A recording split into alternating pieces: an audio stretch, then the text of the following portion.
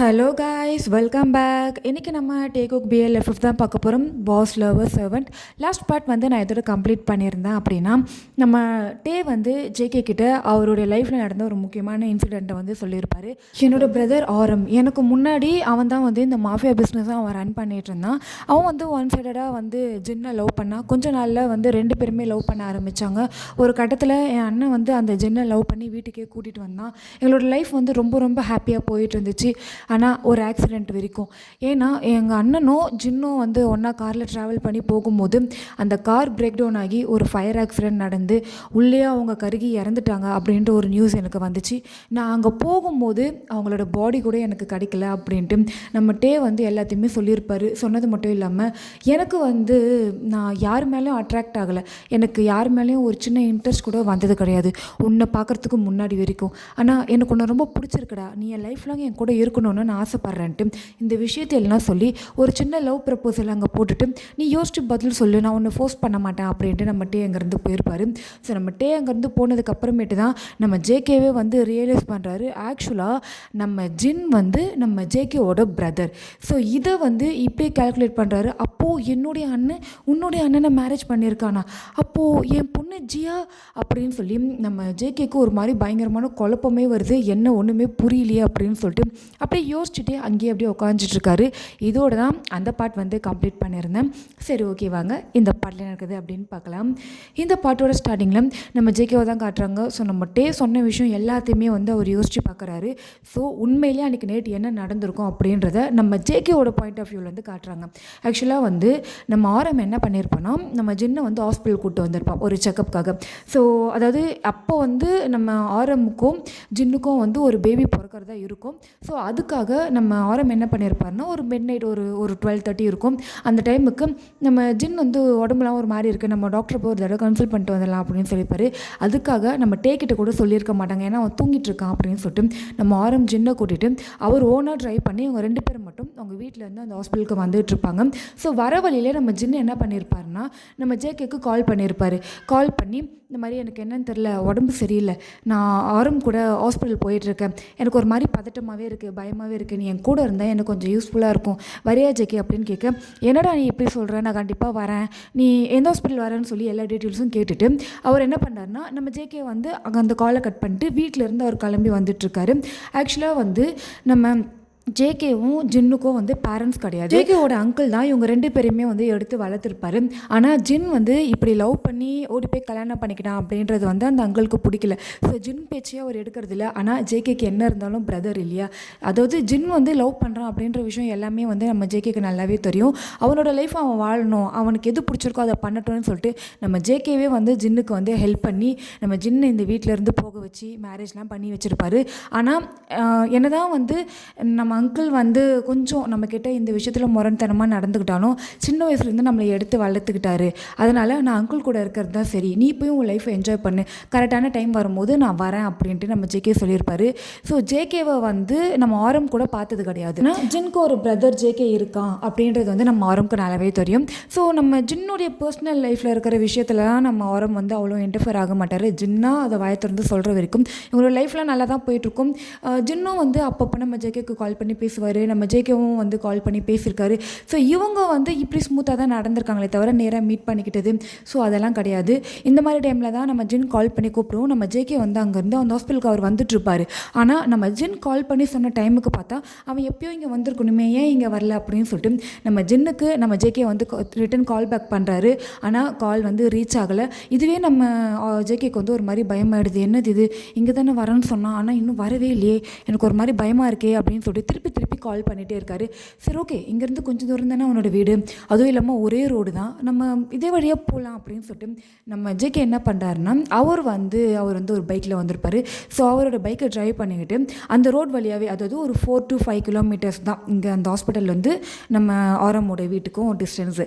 சரி, அப்படி போகலாம் அப்படின்னு சொல்லிட்டு நம்ம ஜேகே வர வழியில் தான் அந்த கார் வந்து இப்படி ஆக்சிடெண்ட் ஆகி ஃபுல்லாக எரிஞ்சிட்டு இருக்க நிலமையில இருக்கும். அதாவது ஆக்சிடெண்ட் ஆகிருக்கும். இவர் வேகமாக போகிறாரு, என்ன கார் இது இங்கே ஆக்சிடென்ட் ஆகிருக்கே அப்படின்னு சொல்லிட்டு போய் அந்த டோரை வந்து ஓப்பன் பண்ணுறாரு. ஓப்பன் பண்ணி பார்த்தா அங்கே தான் ஒரு ஷாக்.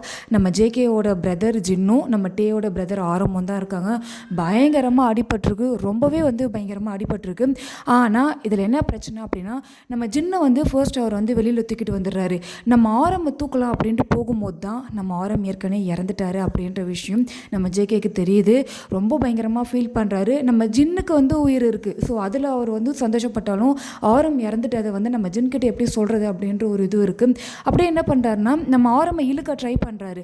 அதுக்குள்ளே வந்து ஜின் குரல் கொடுக்குறாரு, இங்கே வாங்க அப்படின்னு சொல்லிட்டு. அதாவது ஜின்னுக்கு வந்து இது ஜேகே தான் அப்படின்றதே தெரியாது. யாரோ ஒரு பர்சன் நம்மளை காப்பாற்றுறாங்கன்னு நினச்சிட்டு அவர் வந்து பாதி வந்து அன்கான்ஷியஸாகவும் பாதி வந்து கான்ஷியஸாகவும் இருக்கார். ஸோ நம்ம ஜேகே என்ன பண்ணா, டக்கு டக்குன்னு நம்ம ஜின்கிட்ட போயிட்டு கொஞ்சம் தள்ளி உட்காருடா அப்படின்னு சொல்லி இப்படி தூக்கிட்டு வந்து உட்கார வச்சுட்டு, சரி நம்ம போய் ஆரமே அவரோட பாடியாவது இழுக்கலாம் அப்படின்ட்டு ஒரு 2 ஸ்டெப் கார்கிட்ட வராரு பாருங்க. அந்த கார் வந்து அங்கேயே வந்து அப்படியே வெடிச்சு அந்த காருக்குள்ளே இருக்கிற ஆரமுடைய பாடி அப்படியே எரிய ஆரம்பிச்சிடுது. ஸோ அந்த கார் வந்து ஃபுல்லாகவே வந்து டிஸ்ட்ராய் ஆகுது. நம்ம அதாவது அது அது அது வெடிக்கிற நேரத்தில் நம்ம ஜேகே கொஞ்சம் கிட்ட போயிருப்பார், அப்படியே தூக்கி அடிக்கிறாரு. நம்ம ஜேகே அப்படி தூரமாக வந்து விழுறாரு. விழுந்து அவர் நெத்தியில் அவர் கையிலலாம் அங்கங்கே அடி. இப்போ இப்படி ஆகி போச்சு அப்படின்னு சொல்லிட்டு இப்போதைக்கு நம்ம ஜின்னை பார்க்கலாம் அப்படின்னு சொல்லிட்டு அவர் திரும்பி நடக்கும்போது தான் அந்த ரோட்டில் வந்து ஒரு சில குட்டி குட்டியாக வந்து அந்த அயன் பீசஸ், அதாவது இந்த இரும்பு சொல்லுவாங்கள்ல, அதெல்லாம் இருக்குது. அதாவது ஆணி வேணுமுனே வந்து இந்த காரை வந்து இப்படி அதாவது அந்த கார் வந்து ஆக்சிடென்ட் ஆகணும்னு சொல்லிட்டு யாரோ பயங்கரமாக வந்து பிளான் பண்ணியிருக்காங்க அப்படின்றது நம்ம ஜேகேக்கு நல்லாவே புரியுது. உடனே சுற்றி சுற்றி பார்க்குறாரு. அவரை சுற்றி யாரோ இருக்க மாதிரியே அவருக்கு வந்து ஃபீல் ஆகுது. உடனே எழுந்திருக்கிறாரு, வேகமாக ஜின் கிட்ட ஓடி வர்றாரு. ஜின் அப்படியே பொறுமையாக கைத்தங்களாக பிடிச்சிக்கிட்டே அங்கேருந்து, அதாவது அவர் கொஞ்சம் தூரம் தான் ஹாஸ்பிட்டல்லேருந்து வந்திருப்பார். ஸோ வேகமாக அந்த ஹாஸ்பிட்டலுக்கும் ரீச் ஆகிறாரு. அங்கே போயிட்டு அங்கே இருக்கிற டாக்டர் கிட்ட கன்சல்ட் பண்ணுறாரு. ஜின் வந்து ரொம்ப ரொம்ப சீரியஸாக இருக்கார். அவருடைய ஹெட்டில் வந்து பயங்கரமாக அடிபட்டிருக்கு. உடனே அவரை வந்து அங்கே அட்மிட் பண்ணுறாங்க. ஸோ அவர் ஐசியூ வார்டில் இருக்கார். ஒரு 10 to 15 மினிட்ஸ் ஆகுது. டாக்டர் வெளில வராரு. சாரி சார், என்னால் அந்த பர்சனை காப்பாற்ற முடியல அப்படின்னு சொல்லிடுறாங்க. ஸோ ஹாஸ்பிட்டலில் நம்ம ஜின் வந்து இறந்துடுறாரு. ஆனால் உள்ளேருந்து ஒரு பேபியை மட்டும் தூக்கிட்டு வராங்க. பார்த்தா அது வந்து கேர்ள் பேபி. ஸோ அந்த குழந்தைய மட்டும் தூக்கிட்டு வந்து நம்ம ஜேகே கையில் தான் கொடுக்குறாங்க. இந்த குழந்தைய மட்டும்தான் எங்களால் காப்பாற்ற முடிஞ்சுது, எங்களால் எவ்வளோ ட்ரை பண்ணியும் அந்த பர்சனை காப்பாற்ற முடியல சார், அவருக்கு வந்து ரொம்பவே அடிபட்டிருக்கு, இன்டர்னல் ப்ளீடிங் ரொம்பவே அதிகமாக இருக்குது, எங்களால் காப்பாற்ற முடியல, சாரி சார் அப்படின்னு சொல்லிடுறாங்க. நம்ம ஜேகே வந்து அந்த குழந்தைய வாங்கிட்டு அந்த ரூம் வாசல்லையே உட்காந்துக்கிட்டு பயங்கரமாக அழுகுறாரு, தேம்பி தேம்பி அழுகுறாரு. என்ன பண்ணுறது, எங்கே போகிறதுனே நம்ம ஜேகேக்கு தெரியல. அந்த குழந்தைய கையில் வச்சுக்கிட்டு தன்னோட அண்ணன் இறந்துட்டானே, அவனோட வாழ்க்கை இந்த மாதிரி ஆயிடுச்சு அப்படின்னு சொல்லிட்டு ரொம்பவே ஃபீல் பண்ணுறாரு. அந்த ஹாஸ்பிட்டலில் இருக்கிறவங்க எல்லாரும் பார்க்குற மாதிரி கத்தி அழுகுறாரு. ஏன்னா அவருக்குன்னு இருந்தது வந்து நம்ம ஜின் மட்டும்தான். ஸோ எல்லா விஷயத்துலையுமே நம்ம ஜின் வந்து அவருக்கு சப்போர்ட் பண்ணியிருக்காரு. நம்ம ஜேகேவும் வந்து நம்ம ஜின்னுக்கு வந்து பயங்கரமாக ஹெல்ப் பண்ணியிருக்காரு, நிறைய சப்போர்ட்டிவ். இவங்க 2 பேருக்குள்ளே ஒரு சின்ன சண்டை அந்த மாதிரிலாம் வந்ததே கிடையாது. ஸோ நல்ல ஃப்ரெண்ட்ஸ் மாதிரி பழகிட்டு இருந்திருக்காங்க. ஆனால் என்னோட அண்ணனுக்கு இந்த மாதிரி ஆயிடுச்சு அப்படின்னு சொல்லிட்டு பயங்கரமாக வருத்தப்பட்டுட்டே உட்காந்துட்டு இருக்கும்போது ஸோ ஹாஸ்பிட்டலுக்குள்ளே ஒரு டாக்டர் வந்து கத்துற சவுண்டு கேட்குது. என்னடா இது கத்துறாரு அப்படின்னு சொல்லிட்டு ஜேகே வந்து வேகமாக அந்த ஃப்ளோரோட என்ட்ரன்ஸ் கிட்ட வராரு. வந்து பார்த்தா அந்த ஸ்டெப்ஸ் கிட்ட ஒரு டாக்டரை பிடிச்சி ஒரு 4 பேர் வந்து பயங்கரமாக மிரட்டிகிட்டு இருக்காங்க. ஒரு கார் ஆக்சிடென்ட், யாருன்னா ஒருத்தர் இந்த பக்கம் வந்தாங்களா, இந்த ஹாஸ்பிட்டல் அட்மிட் ஆயிருக்காங்களா அப்படின்னு சொல்லி அவங்க 4 பேரும் வந்து கேட்டுட்டு இருக்காங்க. இதை வந்து நம்ம ஜேகே ஒளிந்திருந்து பார்த்துடுறாரு. ஆக்சுவலாக அவங்க 4 பேரும் வந்து சும்மா ஒரு நார்மலான பர்சன்ஸ் மாதிரி இல்லை, பாடி கார்ட்ஸ் மாதிரி இருக்கானுங்க, கன் வச்சுருக்கானுங்க கையில். அந்த டாக்டராக பயங்கரமாக பயப்படுறாரு. அதெல்லாம் எனக்கு தெரியாது சார், என்னோட டியூட்டி முடிஞ்சிருச்சு, நான் வீட்டுக்கு போகலான்னு போயிட்டுருக்கேன், நான் வந்து இந்த ரூமில் இருந்தேன் சார், எனக்கு யாரும் தெரியாது சார், நீங்கள் வேணால் ரிசப்ஷனில் விசாரிச்சு பாருங்கள் சார் அப்படின்ட்டு அந்த டாக்டர் பயங்கரமாக பயப்படுறாரு. வேகமாக நம்ம ஜேகே என்ன பண்ணுறாருனா, நம்ம ஜின்னுக்கு வந்து ட்ரீட்மெண்ட் பார்த்தார்ல, ஸோ அந்த டாக்டரோட கேபினுக்கு தான் வராரு. வந்து ஹெல்ப் கேட்குறாரு. இங்கே பாருங்கள், யாரும் தெரில, 4 பேர் வந்து என் அண்ணனை தேடி தான் வந்திருக்காங்க, நீங்கள் அவர் உங்ககிட்ட வந்தாங்கன்னா எங்கள் அண்ணன் இறந்துட்டான்றதை சொல்லிவிடுங்க, ஆனால் இப்படி ஒரு குழந்தை பிறந்ததுனும் அந்த பர்சனோட பிரதர்கிட்ட நான் கொடுத்துட்டேன்ட்டு எந்த டீட்டெயிலும் சொல்லாதீங்க டாக்டர், ப்ளீஸ் டாக்டர் எனக்கு ஹெல்ப் பண்ணுங்க அப்படின்னு சொல்ல அந்த டாக்டர் வந்து யோசிக்கிறாரு. ஆனால் நம்ம ஜேகேவோட நிலமா அவருக்கு நல்லாவே புரியுது. சரிப்பா, நான் உனக்கு ஹெல்ப் பண்ணுறேன், நீ முதல்ல இங்கேருந்து போயிடு, எங்கள் ஹாஸ்பிட்டலில் பேக் என்ட்ரன்ஸ் ஒன்று இருக்குது, அது வழியாக நீ தப்பிச்சு போயிடு அப்படின்னு சொல்ல, ஓகே டாக்டர் தேங்க்யூ அப்படின்னு சொல்லிட்டு ஜேகே வெளில வரலான்னு பார்த்தா அவனுங்க அந்த கேபின் கிட்ட வந்துடுறானுங்க. ஜேகேக்கு என்ன பண்ணுறதுனே தெரியல. உடனே அந்த டாக்டர் என்ன பண்ணிடுறாருன்னா, இப்போதைக்கு நீ வெளில போக முடியாது, நீ என்னோட கேபின்லேயே ஒளிஞ்சுக்கோ அப்படின்னு சொல்லி அவருடைய அந்த டேபிள் கீழே அதுக்குள்ளேயே ஒளிய வச்சுட்டு அப்படியே கேஷுவலாக உட்காந்துட்டு இருக்காரு. இவங்க 2 பேரும் நினச்ச மாதிரியே அந்த 4 பேர் உள்ளே வராங்க. வந்து நம்ம ஜின்னோடைய டீட்டெயில்ஸை சொல்லி தான் கேட்குறாங்க. அவன் வந்தானா, இங்கே இருக்கானா, செத்துட்டானா அப்படின்ட்டு. நம்ம டாக்டர் வந்து நீங்கள் யார் அப்படின்ட்டு கொஞ்சம் தெனாவட்டாக பேசுகிற மாதிரி பேசுகிறாரு. ஆனால் அவனுங்களா கண்ணை காமிச்சு மிரட்டுறானுங்க. இவரும் கொஞ்சம் பயந்த மாதிரி ஆக்ட் பண்ணிவிட்டு, சார் சார் சரி ஓகே சார் நான் சொல்லிடுறேன், என்ன எதுவும் பண்ணாதீங்க, நான் எல்லா உண்மையும் சொல்லிடுறேன் அப்படின்னு சொல்லிட்டு ஆக்சுவலாக கொஞ்ச நேரத்துக்கு முன்னாடி ஒரு பர்சன் வழியில் வரும்போது ஒரு கார் ஆக்சிடெண்ட், இந்த பர்சனை மட்டும்தான் என்னால் காப்பாற்ற முடிஞ்சுன்னு சொல்லி கூட்டிகிட்டு வந்து இந்த ஹாஸ்பிட்டலில் அட்மிட் பண்ணார். சரி இருங்க நான் உள்ள அவரோட நிலைமை என்னென்னு பார்த்துட்டு வரேன்னு சொல்லிட்டு உள்ளே போயிட்டு அந்த பர்சனை செக் பண்ணிட்டு அந்த டீட்டெயில்ஸ் சொல்லலான்னு வெளில வரேன். இவர் இந்த பையனை கூட்டிகிட்டு வந்து சேர்த்த பையனை காணவே காணும். அவன் யாருன்னு எனக்கு தெரில. அவன் இந்த வழியாக வந்தவன் போல் ஏதோ ஆக்சிடெண்ட் ஆகிருக்குன்னு பார்த்து வந்து அந்த பர்சனை கூப்பிட்டு வந்து என்னோடய ஹாஸ்பிட்டலில் அட்மிட் பண்ணிட்டு போயிட்டுருக்கான். அது மட்டும்தான் எனக்கு தெரியும். இன்னும் நான் போலீஸ்க்கு கூட இன்ஃபார்ம் பண்ணல. இதுக்கப்புறமேட்டு தான் சார் கால் பண்ணோம். சரி ஓகே அதெல்லாம் விடு, அவன் கூப்பிட்டு வந்து சேர்த்தால அந்த பையன் இவனா அப்படின்னு சொல்லி ஜின்னுடைய ஃபோட்டோவை வந்து அவங்க காட்டுறாங்க. இவரும் பார்த்துட்டு ஆமாம் சார் இந்த பர்சன் தான், இப்போ ஐசியூவில் தான் இருக்கார். ஐசியூவில் தான் இருக்கானா, அவனை கொண்டுட்டு தாண்டா இங்கேருந்து போகணும் அப்படின்னு சொல்கிறாங்க. இந்த டாக்டரா அதுக்கெலாம் அவசியமே இல்லை சார், அவர் ஆல்ரெடி இறந்துட்டார். என்ன செத்துட்டானா, நீ உண்மையை தான் சொல்கிறியா? நான் போய் சொல்கிற மாதிரி இருந்தால் பக்கத்தில் தான் ஐசியூ வார்ட், நீங்கள் போங்க போய் பாருங்கள். அவரோட பாடியை இப்போ அங்கேருந்து ரிமூவ் பண்ணிகிட்டு இருக்காங்க. எல்லா அரேஞ்ச்மெண்ட்ஸும் நடந்துகிட்டு இருக்கு. அவரோட டீட்டெயில்ஸ் அவரோட பேர் கூட எனக்கு என்னன்னு தெரியாது. போலீஸ்க்கு கால் பண்ணி அவரை வர வச்சு அப்புறம் இந்த பையனோட டீட்டெயில்ஸ் என்னென்னு கேட்டு அவங்களோட வீட்டுக்கு இன்ஃபார்ம் பண்ணி அந்த பாடியை கொடுத்து அந்த பிளான்ட்டு தான் சார் நான் யோசிச்சுட்டு இருக்கேன். எனக்கு உண்மையாக வேறு எதுவுமே தெரியாது அப்படின்னு சொல்லிட்டேன். சரி ஓகே நாங்கள் ஒரு தடவை போய் பார்க்கணும் அப்படின்னு சொல்லிட்டு அவங்க 4 பேரும் போகிறாங்க. இவரும் பின்னாடியே போகிறாரு. போய் பார்த்தா உண்மையிலே வந்து ஜின்னி இறந்துட்டாரு. ஸோ அதை வந்து இவனுங்க கன்ஃபார்ம் பண்ணுறானுங்க. ஓகே சரி நாங்கள் கிளம்புறோம் அப்படின்னு சொல்லிட்டு அவங்க 4 பேரும் வந்து அங்கேருந்து போயிடுறாங்க. அவங்க போயிட்டாங்கன்ட்டு கன்ஃபார்ம் பண்ணதுக்கப்புறமேட்டு இந்த டாக்டர் வேகமாக கேபின்குள்ளே வராரு. உள்ளே வந்து ஒளிஞ்சிருக்கிற நம்ம ஜேகே வந்து கூப்பிட்றாரு. இங்கே பாருப்பா, நான் ஏதோ சாதாரண விஷயம்னு நினச்சேன், ஆனால் இவங்க 4 பேரை பார்த்தா ரொம்ப டேஞ்சரஸான ஆளாக இருக்காங்கன்னு நினைக்கிறேன். நீ எதுக்கும் ரொம்ப உஷாராகவே இரு, நான் அவனுங்கிட்ட எந்த உண்மையும் சொல்லலை, சரி நீ பார்த்து போயிட்டு வா அப்படின்னு சொல்லிட்டேன். நம்ம ஜேகே வந்து என்ன பண்ணுறாருன்னா ஆரம்புடைய வீட்டு டீட்டெயில்ஸ் வந்து கொடுக்குறாரு. அதாவது ஆரம்போட பேரை சொல்கிறாரு, ஆரம்போட ஃபோன் நம்பரை மட்டும்தான் சொல்கிறாரு. வேறு எதுவுமே நம்ம ஜேகேக்கு தெரியாது. சொல்லி இந்த நம்பருக்கு கால் பண்ணுங்கள், யாருன்னா வருவாங்க அப்படின்னு சொல்லிட்டு கடைசியாக வந்து நம்ம ஜின்னை பார்க்க வராரு. நம்ம ஜின்னை கட்டி பிடிச்சி பயங்கரமாக அழுகுறாரு. எவ்வளோ எழுப்ப ட்ரை பண்ணுறாரு. ஆனால் நம்ம ஜின் தான் இறந்துட்டார் இல்லையா, ஸோ அவரை வந்து எழுப்ப முடியல. ஆனால் அந்த குழந்தைய பார்க்குறாரு. இந்த குழந்தைக்காகவாது நம்ம வந்து ரொம்ப சேஃபாக இருக்கணும். என் அண்ணன் இல்லை, ஆனால் அவனோட குழந்தை என்கிட்ட இருக்குது, என் அண்ணன் என்னை வளர்த்தான், அவனுடைய குழந்தைய நான் வளர்க்க போகிறேன் அப்படின்னு சொல்லிட்டு அங்கேருந்து வேறு வழியாக வீட்டுக்கும் கிளம்பிடுறாரு. இந்த பக்கம் அந்த டாக்டர் வந்து கால் பண்ணுறாரு. அந்த நம்பரை யாரை பிக் பண்ணுறாங்க அப்படின்னா அது வந்து வீட்டுக்கு கனெக்ட் ஆகுது. அதாவது அந்த நம்பர் வீட்டுக்கு கனெக்ட் ஆகுது. அந்த வீட்டில் இருக்கிறவங்க ஒரு மெய்டு ஒருத்தவங்க அந்த கால் அட்டன் பண்ணுறாங்க.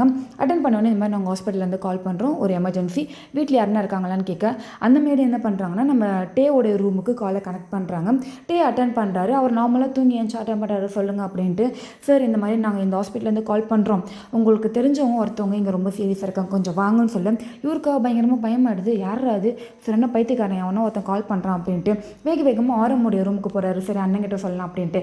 அங்கே தான் ஆரம் இல்லவே இல்லையே. வேகமாக கீழே இறங்கி வராரு. அப்போ தான் 2-3 பாடி கார்டு சொல்கிறாங்க இந்த மாதிரி என்னன்னு தெரில, ஜின்னுக்கு வந்து ரொம்ப உடம்பு முடியாமல் போயிடுச்சு, அதனால் ஆரம் பாஸ்மாக கூட்டிகிட்டு போனார், தனியாக தான் போனார் அப்படின்னு சொல்லி நம்ம டேவா வேகமாக அங்கேருந்து கிளம்புறாரு. அங்கேருந்து இவங்க வந்து நம்ம டே வந்து ஹாஸ்பிட்டல் வராரு. ஹாஸ்பிட்டல் வந்து வர வழியில் தான் அந்த கார் ஆக்சிடென்ட் ஆனது. அங்கே வந்து நிறைய க்ரௌட் இருக்குது, 2-3 போலீஸ் இருக்காங்க. ஸோ அந்த கார் வந்து எரிஞ்சு ஃபுல்லாக இதுவானதை வந்து பார்க்குறாரு. அது நம்மளோட கார் தான் கன்ஃபார்ம் பண்ணிடுறாரு. வேகமாக அந்த கார்கிட்ட ஓடுறாரு. ஆனால் எல்லாரும் பிடிச்சிடுறாங்க நம்ம டேவை.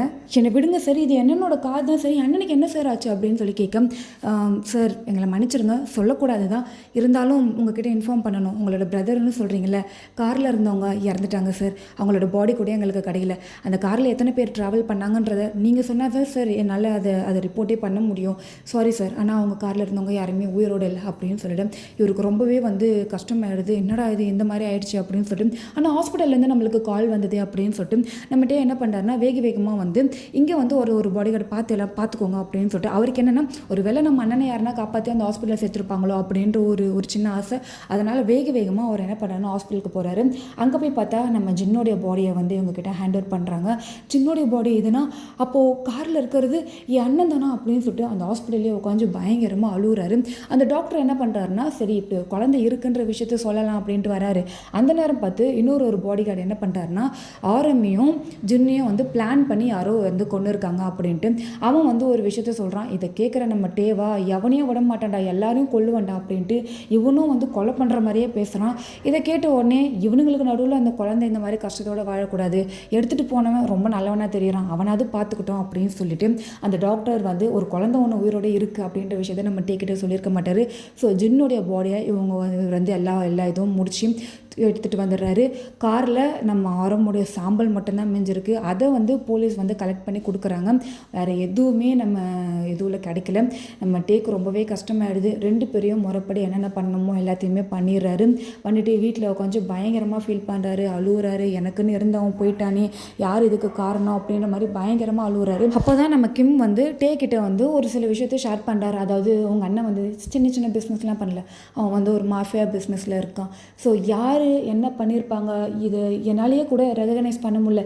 யாருனால ஆரம்க்கு இந்த மாதிரி ஆயிருக்கோன்றதை என்னால் சத்தியமாக வந்து புரிஞ்சிக்கவே முடியல. எனக்கே ரொம்ப குழப்பமாக இருக்குது அப்படின்னு சொல்லிட்டு இவர் வந்து அவரோட பிஸ்னஸ் டீட்டெயில்ஸ் எல்லாத்தையுமே வந்து நம்ம டே கிட்ட ஷேர் பண்ணுறாரு. ஸோ நம்ம டே வந்து என் அண்ணன் இல்லை, என் அண்ணனோட இடத்துல இதுக்கப்புறம் நான் இருக்கேன். நான் இந்த ஒரு இதுவை எடுக்கிறதுக்கு காரணம் என் அண்ணனோட உயிரை யார் எடுத்தாங்கன்றதை நான் கண்டுபிடிக்கணும் அப்படின்னு சொல்லிட்டு அதுக்கப்புறமேட்டு தான் டே இந்த பிஸ்னஸ்குள்ளே வந்திருப்பார். ஸோ நம்ம ஜேகேயோட இதுலேருந்து காட்டுறாங்க. நம்ம ஹாஸ்பிட்டல்லேருந்து நம்ம ஜேகே வீட்டுக்கு வந்திருப்பார். அந்த குழந்தைய தூக்கிட்டு வீட்டுக்கு வந்திருப்பார். ஆனால் அந்த குழந்தைய பார்த்த உடனே நம்ம ஜேகேவோட அங்கிளுக்கு வந்து சுத்தமாக விருப்பமே கிடையாது. ஒழுங்கு மரத்தையும் இந்த குழந்தைங்க வந்து தூக்கிட்டு போய்ட்டு அப்படின்ட்டு பயங்கரமாக சண்டை போட்டுப்பார். ஸோ இந்த ஒரு ஃபைட்லேயும் இந்த குழந்தைய நம்ம கைவிடக்கூடாது அப்படின்னு சொல்லிட்டு அந்த குழந்தைய தூக்கிட்டு அவரோட ட்ரெஸ்ஸஸ்லாம் பேக் பண்ணிவிட்டு அந்த ஊரை விட்டே வேறு ஊருக்கு வந்திருப்பார். ஸோ அங்கே வந்து அந்த குழந்தைய நல்லா சேஃபாக வளர்த்துருப்பார். இதெல்லாம் அப்படியே யோசிச்சுக்கிட்டு நம்ம ஜேகே அந்த இடத்துலையே உட்காந்துட்ருக்காரு. பயங்கரமாக அழுகுறாரு. நான் என்ன காரியம் பண்ண வந்திருக்கேன், எனக்கு ஒன்றுமே புரியலையே. அப்போ ஆரம்போட பிரதர் தான் டேவா, அப்போ டேவோட ஃபேமிலி தானா? அப்போது என் பொண்ணு ஜியா நம்ம டேவோடைய ரொம்ப க்ளோஸா அப்படின்னு சொல்லிட்டு பயங்கர குழப்பத்தில் நம்ம இருக்கார். அப்போ இதனால தான் அந்த தாமஸ் வந்து என்ன வந்து செலக்ட் பண்ணானா அப்படின்னு சொல்லிட்டு செம்ம டென்ஷனில் உட்காந்துட்ருக்கேன். அந்த இடத்துக்கு நம்ம ஜோ போகிறாரு. என்னடா அவனை தள்ளி விட்டு கொள்றேன்னு சொன்னேன், அவனாடானா நல்ல சந்தோஷமாக நந்து போயின்னு இருக்கான் அப்படின்னு இந்த எல்லா விஷயத்தையும் நம்ம ஜேகே வந்து நம்ம ஜோ கிட்ட ஷேர் பண்ணிடுறாரு. என் அண்ணனுடைய ஹஸ்பண்ட் ஆரம்டா, அவனுடைய பிரதர் தான்டா இந்த டே அப்படின்னு சொல்ல நம்ம ஜோப்புக்கா ஒன்றுமே புரியல. இது என்னடா எங்கெங்கேயோ சுற்றி வலிக்கிற மாதிரி இருக்குது. அப்போது இந்த விஷயம்லாம் தெரிஞ்சு தான் அந்த தாமஸ் வந்து ஜியாவை கிட்னாப் பண்ணி உன்னை வந்து டேவை கொடுறதுக்கு அனுப்பியிருக்கானா, எனக்கு ஒன்றுமே புரியலையா அப்படின்னு சொல்ல இப்போ எனக்கு இதெல்லாம் கூட பெரிய விஷயமா தெரியல. என் பொண்ணு ஏதோ ஒரு பெரிய விஷயத்தில் மாட்டிகிட்டு இருக்கா, அதுதான் எனக்கு பயமாக இருக்குது. எல்லாத்தையும் விட இந்த டே என்கிட்ட ப்ரப்போஸ் பண்ணிவிட்டு போயிருக்கான்டா. என்னது ப்ரப்போஸ் பண்ணியிருக்கானா? ஆமாடா, எனக்கு நீ வேணும் கூட நான் வாடணும்னு எனக்கு ஒரு ஆசை, ஆனால் என்னை ஃபோர்ஸ் பண்ணலை, உன்னோடைய முடிவுன்னு சொல்லிட்டு போயிருக்கான். அந்த விஷயத்தில் சந்தோஷம்னாலும் இப்போ எப்படி நான் என் பொண்ணை காப்பாற்றுறது? எனக்கு இவன் தான் எனக்கு இவ்வளோ க்ளோஸ்ன்னு தெரிஞ்சோடனே எனக்கு இவனை கொல்றதுக்கு மனசு வர மாட்டேங்குது. ஆனால் இவனை கொன்னாதாண்டா என் பொண்ணு என் பொண்ணை என்னால் காப்பாற்ற முடியும். எனக்கு ஒன்றுமே புரியல ஜோப், எனக்கு ரொம்ப கஷ்டமாக இருக்குது, எனக்கு தலை வலிக்குது. எனக்கு அதாவது இவங்களெல்லாம் எதனா பண்ணுறதை விட இந்த மலையிலேருந்து குதித்து நானே செத்து இல்லாமல் இருக்குடா அப்படின்ட்டு நம்ம ஜோப் வந்து இப்படி உட்காந்துட்ருக்காரு. நம்ம ஜேகே இது எல்லாத்தையும் சொல்லிவிட்டு நம்ம ஜோப்பை ஹக் பண்ணி பயங்கரமாக அழுகுறாரு. சரி ஃபஸ்ட்டு இங்கேருந்து போகலாம், நம்ம எதுவாக இருந்தாலும் ரூமில் பேசிக்கலாம் அப்படின்னு சொல்லிவிட்டு சரி ஓகேவா போகலாம் அப்படின்ட்டு இவங்க 2 பேரும் அங்கேருந்து கிளம்பி வராங்க. ஸோ 2 பேரும் அங்கேருந்து நடந்து வந்து இவங்களோட அந்த மீட்டிங் பாயிண்ட்டுக்கு வந்துடுறாங்க. அங்கே நல்லா என்ஜாய் பண்ணிவிட்டு இவங்க வந்து அந்த சின்ன வீடு இருக்குல்ல, ஸோ அங்கேயே வந்துட்டு இன்றைக்கி நைட் நம்ம கிளம்புறோம் அப்படின்னு சொல்லிடுறாங்க. ஏன்னா இன்னொரு நாள் இருக்கிற மாதிரி இருக்கும் எக்ஸ்ட்ரா. ஆனால் நைட்டே ஏன் கிளம்பணும் அப்படின்னும் போது ஒரு முக்கியமான மீட்டிங் நாளைக்கு போஸ்ட்பாண்ட் ஆகிருக்கு, அது அடுத்த வாரம் பண்ணுறதா இருந்தாங்க. ஆனால் இதை முன்னாடியே வச்சுட்டாங்க. அது ரொம்ப ரொம்ப இம்பார்ட்டன்ட், நம்ம அதை போய் அட்டன் பண்ணியே ஆகணும். அதனால் நானும் டேவும் போகணும். ஸோ நீங்கள் எல்லாருமே வந்துடுங்க, இன்னொரு நாள் பார்த்துக்கலாம் அப்படின்னு சொல்லிட்டு இவங்க எல்லாருமே அதுக்கான இப்போ நேரத்தில் கிளம்பணும் இல்லையா, ஸோ அதுக்கான அரேஞ்ச்மெண்ட்ஸ்லாம் நடக்குது. இருந்து கிளம்பி நம்ம டே அப்புறம் ஜோ இப்போ கிம்மு நம்ம ஜேகே எல்லாம் மற்ற பாடி கார்ட்ஸ் எல்லாருமே வந்து அவங்களோட வீட்டுக்கே வந்துடுறாங்க. ஸோ நைட் ஒரு 2 o'clock அந்த மாதிரி ஆகிடுது. வந்தோடனே நம்ம டே என்ன பண்ணுறாருனா, எனக்கு ரொம்ப தலைவலியாக இருக்குது, எனக்கு எதனா கொஞ்சம் காஃபி போட்டு கொடுக்குறியா அப்படின்றாரு. நம்ம ஜேகே வந்தால் சரி ஓகே சார் நான் எடுத்துகிட்டு வரேன் அப்படின்னு சொல்லிட்டு அவர் வந்து கிச்சனுக்கு போயிடுறாரு. மற்றவங்க எல்லோரும் அவங்கவுங்களுக்கு கொடுத்து அவங்க அந்த சின்ன சின்ன ரூம்ஸ்க்கு அவங்கவுங்க போயிடுறாங்க. நம்ம கிம்மும் போயிடுறாரு. நம்ம ஜோப்பும் வந்து சிறா நான் அவனுக்காக அவுட்டர்ஸில் வெயிட் பண்ணுறேன் அப்படின்ட்டு அவரும் போயிடுறாரு. நம்ம ஜேகேவா இது ஒரு குழப்பத்தோடையே உட்காந்துட்டு சரி ஃபஸ்ட்டு இந்த வேலையை பார்ப்போம், பொறுமையாக யோசிப்போம், 2 நாள் இதை பற்றி யோசிச்சு டைம் எடுத்து இதெல்லாம் பண்ணலாம் அப்படின்ட்டு கிச்சனுக்கு போயிட்டு அவர் நம்ம டே கேட்டரில் ஸோ காஃபி போட்டு எடுத்துகிட்டு ரூமுக்கு தான் போகிறாரு. வேகமாக ரூமுக்கு போகிறாரு. கொடுத்துட்டு நம்ம போய் கொஞ்சம் நேரம் படுக்கலாம், ரொம்ப டயர்டாக இருக்கா அப்படின்ட்டு அங்கே போனால் ரூமில் வந்து நம்ம டே இல்லை. என்ன இவனை காணவே காணோம் அப்படின்னு சொல்லிட்டு பாஸ் இருக்கீங்களா அப்படின்ட்டு குரல் கொடுத்துக்கிட்டே வராரு. சடனாக பின்னாடி இருந்து யாரோ நம்ம ஜேகேவை பிடிக்கிறாங்க. நம்ம ஜேகே ஒரு செகண்ட் பயங்கரமாக பயந்துடுறாரு. பயப்படாத, நான் தான் ஆ இதுக்கு இப்படி பண்ணுறீங்க, என்னை விடுங்க ஃபஸ்ட்டு அப்படின்ட்டு நம்ம ஜேகே வந்து நம்ம டேவோட பிடியிலேருந்து விலக ட்ரை பண்ணுறாரு. ஆனால் நம்ம டே வந்து விடுற மாதிரியே இல்லை, இன்னும் டைட்டாக ஹோல்ட் பண்ணுறாரு. எனக்கு ஒன்று ஹக் பண்ணணுன்னு தோணுது. ஒரு 10 நிமிஷம் பழைய விஷயத்தெலாம் நான் இது வரைக்கும் நினச்சி பார்க்கல. ஆனால் உங்ககிட்ட இன்றைக்கி சொன்னதுக்கப்புறம் என் லைஃப்பில் நடந்த விஷயம் எல்லாமே அப்படியே ஒரு படத்தை பார்க்குற மாதிரி என் முன்னாடி போயிட்டே இருக்குது. ஒரு 10 நிமிஷம் நான் உன்னை கட்டி பிடிச்சிக்கிறேனே ப்ளீஸ் அப்படின்னு சொல்லிட்டு நம்ம ஜேகேவை அவ்வளோ டைட்டாக ஹக் பண்ணேன். நம்ம ஜேகேவும் அப்படியே அமைதியாக இருக்கார். நம்ம டேவோட ஹக்கை வந்து அவரும் நல்லாவே ஃபீல் பண்ணுறாரு. ஸோ அவரும் வந்து ஜின் கூட இருந்த விஷயங்களை வந்து யோசிச்சு பார்க்குறாரு. நம்ம டேவும் வந்து ஆரம் எப்படிலாம் பார்த்துக்கிட்டான் அப்படின்ற விஷயத்த வந்து யோசிச்சு பார்க்குறாரு. 2 பேர் கண்ணுமே வந்து கலங்கி இருக்குது. ஸோ 2 பேரும் அப்படியே கண்ணை மூடிட்டு ஒருத்தர் மாற்றி ஒருத்தர் அந்த ஹக்கை வந்து ஃபீல் பண்ணுறாங்க. நம்ம டே உடனே அந்த ஹக்கை வந்து பிரேக் பண்ணுறாரு. இதுக்கப்புறம் நான் உன்கிட்ட ரூடாக நடந்துக்க மாட்டேன், ஏன்னா உனக்கு என் மேலே நம்பிக்கை வரணும்ல. ஸோ அதனால் நான் உன் மேலே எவ்வளோ லவ் வச்சுருக்கேன் அப்படின்றத நீ இதுக்கப்புறம் கண்டிப்பாக ஃபீல் பண்ணுவேன். என்னோடய லவ் இதுக்கப்புறம் உனக்கு ஒரு செகண்டும் அதிகமாக கொடுப்பேன் அப்படின்னு சொல்லிட்டு அந்த காஃபியை வாங்கிட்டு நம்ம டேக் என்ன பண்ணுறாருன்னா நம்ம ஜேகே கிட்டே வந்து அவரோட ஃபோர்ஹெட்டில் வந்து கிஸ் பண்ணுறாரு. லிப்ஸில் கிஸ் பண்ணுறதுக்கு இன்னும் கொஞ்சம் நாள் ஆகும், ஆனால் உன்னோட பெர்மிஷனோட தான் அந்த லிப்ஸில் நான் கிஸ் பண்ணுவேன். இப்போதைக்கு இந்த ஃபோர்ஹெட் கிஸ் போதும் அப்படின்னு சொல்லி ரொம்ப ரொம்ப அழுத்தமாக நம்ம ஜேகேவோட ஃபோர்ஹெட்டில் வந்து கிஸ் பண்ணுறாரு.